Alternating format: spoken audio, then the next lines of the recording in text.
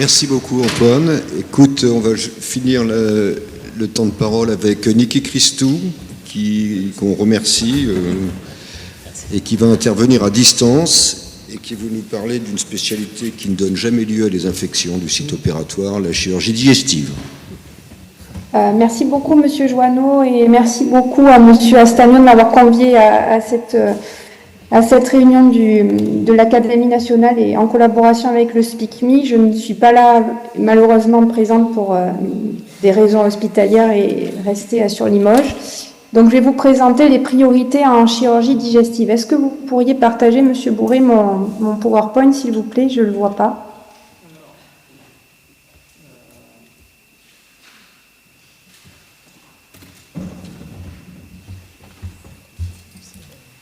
Est-ce que vous préférez le partager vous-même ou vous voulez que je le partage moi? Alors moi je peux partager le mien. Oui. Excusez-moi. Le voilà. Hop. Est-ce que vous voyez? C'est parfait. Oh. Donc, comme je vous le disais, je ne vais pas reprendre les données épidémiologiques parce qu'on sait que de manière générale, on a, d'après les données Santé publique France, un patient sur 20 qui est hospitalisé en 2017 qui va présenter une infection de site opératoire, quelle que soit la chirurgie. On a sur les données... Veuillez m'excuser, est-ce que vous pouvez lancer la présentation en diaporama, s'il vous plaît? Ah. Merci. Excusez-moi. Donc, je ne vais pas reprendre les données épidémiologiques, mais juste un élément, c'est-à-dire qu'un patient sur 20 qui a été hospitalisé en 2017, d'après les données Santé publique France, a présenté une infection de site opératoire, quelle que soit la spécialité chirurgicale. Et en France, sur 67 millions de patients, de Français ces 15 dernières années, on a à peu près 2 à 3% d'infections de site opératoire au sein de la population française au cours des 15 dernières années. Donc c'est un problème de santé publique important avec un coût économique et ça je ne vais pas y revenir. Grâce aux données du SPICMI, et encore merci à Monsieur Astagno, grâce à la détection semi-automatique, on a des chiffres sur les infections de site opératoire, sur quelques cas de chirurgie index, que ça soit en programmé ou en urgence, en particulier chirurgie colorectale et appendicectomie pour la chirurgie digestive. Le problème de la chirurgie digestive est surtout lié à la notion c'est considéré comme une sorte de fatalité, à savoir que la chirurgie digestive, souvent, on est dans un contexte d'Altemeyer élevé, c'est-à-dire de chirurgie contaminée. Et donc, de notre point de vue, en chirurgie digestive, les priorités doivent être sur ces 4 points que je vais essayer de mettre en lumière, à savoir d'améliorer la formation médicale initiale et continue vis-à-vis de ces infections de site opératoire, ça c'est le premier point. Le deuxième point, et là je rejoins mes collègues également, c'est de connaître les facteurs de risque d'infection de site opératoire, les prévenir à tous les stades de la prise en charge, de manière adaptée et selon l'écologie locale.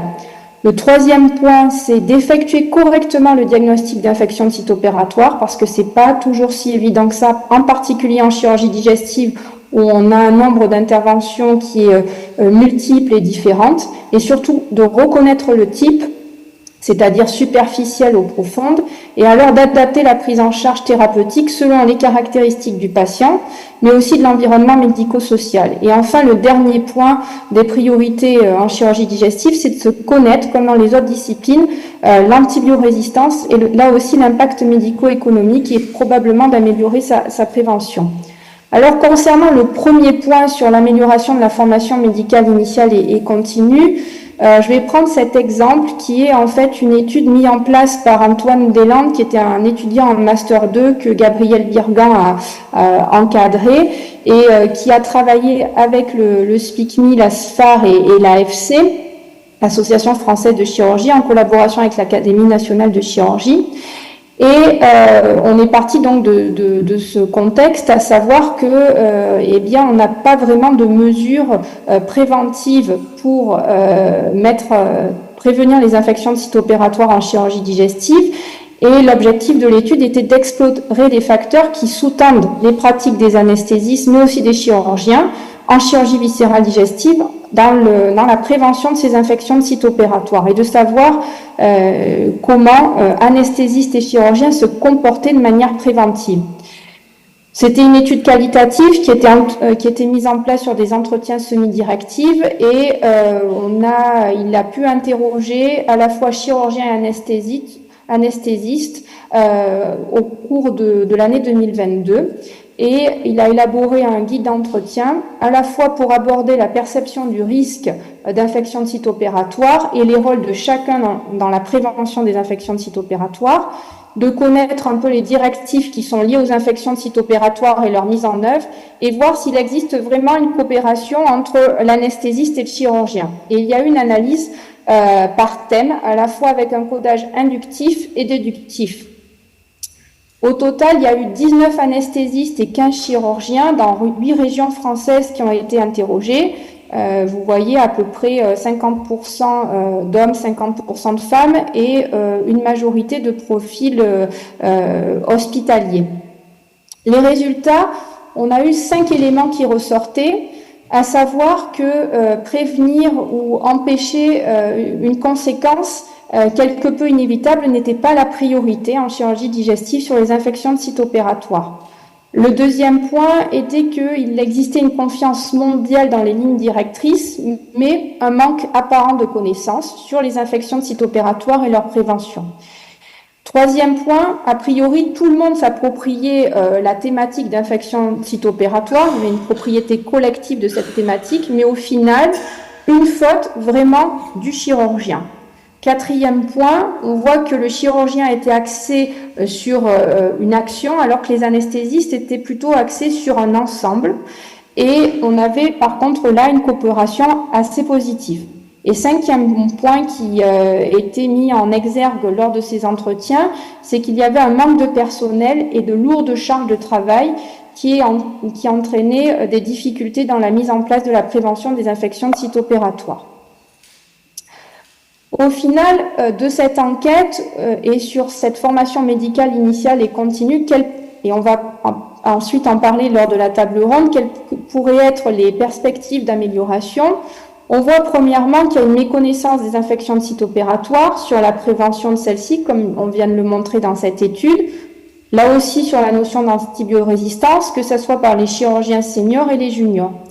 Le premier point, c'est grâce aux enquêtes qu'on a du SPICMI, que ça soit quantitatif par la détection semi-automatique des infections de site opératoire, mais aussi toutes les enquêtes qualitatives que met en place le SPICMI, on va peut-être pouvoir dans les années à venir avoir la mise en place, grâce à ces données quantitatives et qualitatives, des outils pour lutter contre des actes à la fois diagnostiques et thérapeutiques qui sont inadaptés dans la gestion des ISO. La deuxième ouverture, c'est que probablement dans la formation médicale continue, et en particulier au niveau des DPC, et probablement vis-à-vis d'une action au sein de la Fédération de chirurgie viscérale et digestive, peut-être qu'il serait nécessaire de mettre en place un module sur les infections de site opératoire. Et enfin, probablement d'améliorer la coordination entre nos anesthésistes et chirurgiens, avec peut-être la mise en place d'une équipe leader, et de rappeler en particulier lors des DPC qu'il y a un cadre légal, que les infections de site opératoire font partie des infections associées aux soins, et qu'on a chacun d'entre nous une responsabilité individuelle, chacun des praticiens, que ce soit chirurgien ou anesthésiste, et donc il y a une nécessité d'interdisciplinarité. Et puis, un autre pan de l'amélioration, c'est sur la formation initiale de nos plus jeunes et en particulier en tant que chirurgien de nos internes en chirurgie. On a eu une modification du cursus ces dernières années sur la spécialisation de chirurgie et je pense que très tôt, il y a une nécessité d'avoir une formation théorique mais aussi pratique sur la prévention des infections de site opératoire. Le chirurgien, il doit avoir des compétences techniques, mais également des compétences non techniques. Et il y a une nécessité, et on l'a mis en place très tôt, par exemple, par une unité d'enseignement et grâce à l'académie qui nous soutient, c'est de mettre en place une amélioration de la connaissance du bloc opératoire chez les plus jeunes, en particulier lors de la deuxième année de médecine. Et un point important, qu'on met en lumière, c'est la prévention des infections de site opératoire avec une unité qu'on appelle PrépaBloc et qui fait interagir à la fois les internes, les étudiants de deuxième année de médecine, mais aussi des étudiants infirmiers de bloc opératoire et même des ingénieurs informatiques pour savoir quelles pourraient être les solutions, en particulier informatiques ou autres, pour améliorer la gestion et la prévention de ces infections de site opératoire. Alors le deuxième point sur nos priorités, c'est de connaître les facteurs de risque d'infection de site opératoire et les prévenir à tous les stades de la prise en charge, que ce soit en pré, per ou post-opératoire, et essayer de l'adapter selon l'écologie locale. Alors comme l'ont dit mes collègues, il y a différents facteurs de risque multiples liés aux patients, que ce soit l'obésité, le tabagisme, le diabète, l'immunodépression, liés à la chirurgie. Et là, en chirurgie digestive, on sait très bien, et je vous l'ai dit en préambule, que le niveau de contamination est très variable, mais souvent, de manière sous-jacente, on pense qu'il y a une contamination d'emblée avec des Altemeyer assez élevés. Il y a aussi, comme facteur de risque lié à la chirurgie, la durée de la chirurgie, le niveau d'expertise du chirurgien. Différentes publications l'ont mis en évidence. La transfusion de produits sanguins, aussi l'utilisation de matériel, les draps, mais aussi le matériel prothétique dans les cures de hernie, cures d'éventration. Et puis, notre type de chirurgie, ici en chirurgie digestive, comme je l'ai déjà dit, elle est très variable. On a différents organes, que ce soit la partie digestive supérieure, œsophage, estomac, ou des organes tels que le pancréas plus profond. Et puis, c'est aussi le comportement au bloc opératoire. Je cite l'étude de Gabriel Birgan à Ribot, où on a eu différents éléments qui ressortent de cette étude, en particulier la gestion des va-et-vient, que ça soit physique par les différents intervenants, mais aussi par les flux aériens qui ont un rôle dans les infections de site opératoire. Et puis, dernier point, lié au système de soins, en fonction du niveau d'adhésion au protocole de prévention des infections de site opératoire, l'utilisation des antibiotiques et est-ce que cette utilisation est adaptée ou pas, et puis le taux de bactéries résistantes dans la structure dans laquelle on travaille.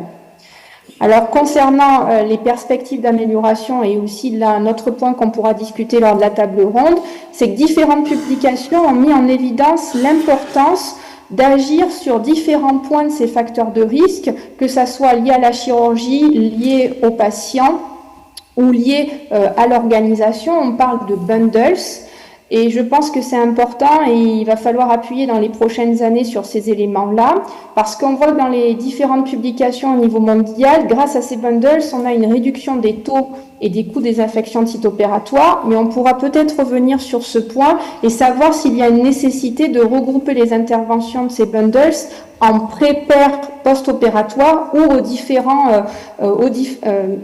sur toutes les phases rassemblées. Troisième point de nos priorités, c'est d'effectuer le diagnostic d'ISO de manière correcte et de reconnaître le type, superficiel ou profond, et ensuite d'adapter la prise en charge thérapeutique selon les caractéristiques du patient et de son environnement. En effet, c'est important de reconnaître précocement une infection de site opératoire. Pourquoi? Et le type aussi, c'est-à-dire superficiel ou profond, puisque plus on attend et plus on va avoir des conséquences à la fois sur le patient, mais aussi sur toute l'organisation. Et on sait que de plus en plus, les temps d'hospitalisation sont réduits, plus particulièrement en chirurgie digestive, où on a de plus en plus de chirurgie en ambulatoire, et on a peut-être un défaut ensuite dans la surveillance des patients qui sortent très rapidement du système hospitalier.